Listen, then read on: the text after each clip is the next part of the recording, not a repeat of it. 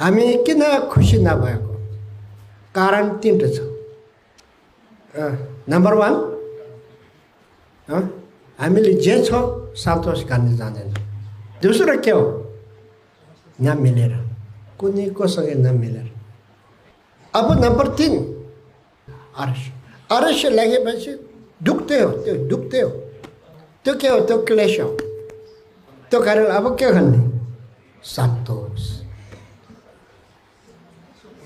हामी धर्मको शिक्षा सुन्ने साथ हामी रिस नआउने हुँदैन। रिस आउँछ। अब रिस आयो भने के गर्नुपर्छ अब तुरुन्त रिस चाहिँ छोड्नुपर्छ। छोड्ने मात्रै होइन